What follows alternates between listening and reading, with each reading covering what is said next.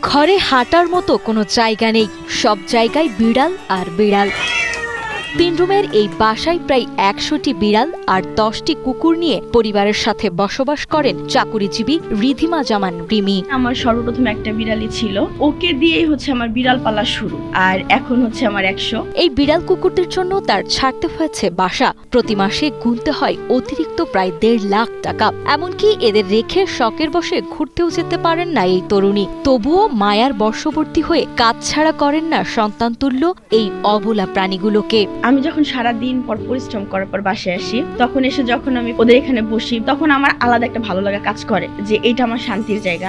সাভার নামাবাজার এলাকার বাসিন্দা রিধিমা জামান রিমির বিড়ালদের প্রতি এই মমতার শুরুটা হয় করোনাকালীন সময়ে। সেই সময়ে খেতে না পেয়ে রাস্তায় পড়ে থাকা একটি বিড়ালকে সযত্নে কোলে তুলে নেন তিনি। এরপরে একে একে প্রায় 100টি বিড়ালকে নিজের ঘরে আশ্রয় দেন এই তরুণী। বর্তমানে তার বাসার এমন অবস্থা যে যেখানেই চোখ যায় সেখানেই বিড়াল আর বিড়াল। আর এই বিড়ালের কারণে বাসায় ঠিকমতো ঘুমানোর জায়গা পান না পরিবারের সদস্যরা। বিছনায় বিছাইলে পরে ওরাই সরাই করে, কি মতিও মুখন জানে মতি কি মুখন জানে, মানে ওরাই সব ওরাই ওদের কাছে থাকন লাগে। এখানে বেশিরভাগ বিড়ালগুলো যারা আসে, দেখা গেছে যে অনেকে রোড অ্যাক্সিডেন্টে হয়েছে, আবার এমনও বিড়াল আছে যাদেরকে মানুষ প্রচুর পরিমাণে মারছে। আমি আমার বাচ্চাদের চোখের ভাষা দেখে বুঝি অসুস্থ, আমি আমার বাচ্চাদের চোখের ভাষা দেখে বুঝি যে ওরা ভালো আছে, বা ওরা যে খাবে, বা ওদের ক্ষুধা লাগছে, বা ওদের পানি পিপাসা লাগছে, এই জিনিসটা পর্যন্ত আমি বুঝতে পারি। প্রাণীদের প্রতি এমন ভালোবাসার কারণে একের পর এক বাসা ছাড়তে হয় রিমির, শুনতে হয় নানা কটু কথা।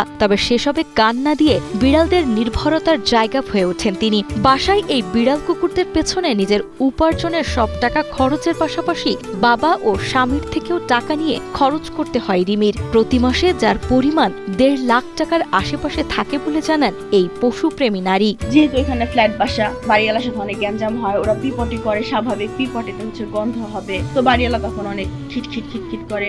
তখন আমি আর আম্মা এই এলাকায় আসি। তারপর থেকে আমি এই যে এখন পর্যন্ত এখানে শেল্টার রান করতেছি। তো এটার খাবারটা আমি নিজেই যতটুকু পারি বেয়ার করি, সেটা আমার চাকরির মাধ্যমে। কিছুটা গিয়ে বাবার হেল্প নেই, কিছুটা হাজবেন্ডের হেল্প নেই। যেটা ট্রিটমেন্ট কস্ট, এটা তো অনেক বেশি পড়ে। যদি ভালো ঘর পাই তাহলে আরো সুন্দর ব্যবস্থা করি, যদি না হয় তাহলে যে এভাবে আমার কাছে ওরা থাকে। আমার মেয়ে যখন এই বিড়াল পালে তখন থেকেই আমরা একটু হেল্প করতেছি, কারণ এদেরকে আমাদের ভালো লাগে, সবসময় আমাদের কাছে বসে সয়, আমাদের কাছে এই লাগে, অনেকে অনেক কিছু বলতে পারে, বলে, সেটাকে আমরা কানে নিই না। পালন করি, মনে করেন রাস্তাঘাটে পড়ে থাকে, দেখতে খারাপ লাগে, একটা মহব্বত লাগে যে আজকে ওরা যদি মুখে জবান থাকতো তাহলে ওরা চাইয়ে চিনতে খাইতে পারতো। এই কারণে আমরা দেখা সহ্য করতে পারিনি। রাস্তাঘাটে অনেক বিড়াল কুকুর পড়ে থাকে, অসহায় অবস্থায় থাকে, ক্ষুধার্ত থাকে, এই কারণে আমরা উঠাই নিয়ে আসি। বর্তমানে একসাথে এতগুলো প্রাণীর খাবার, চিকিৎসা ও পরিচর্যার খরচ বহন করতে বেশ হিমশিম খেতে হয় রিমিকে। তারপরেও থেমে নেই তার এই ভালোবাসার কাজ। রিমির বিশ্বাস, সকলের একটুখানি সহানুভূতি আর দায়িত্ববোধই পারে পথের এই অসহায় প্রাণীগুলোকে সুন্দর একটি জীবন দিতে। মাসে প্রায় 1.5 লাখ টাকার উপরে খরচা হয় ওদের খাবার, ট্রিটমেন্ট কস্ট, বাসা ভাড়া, কারেন্ট বিল।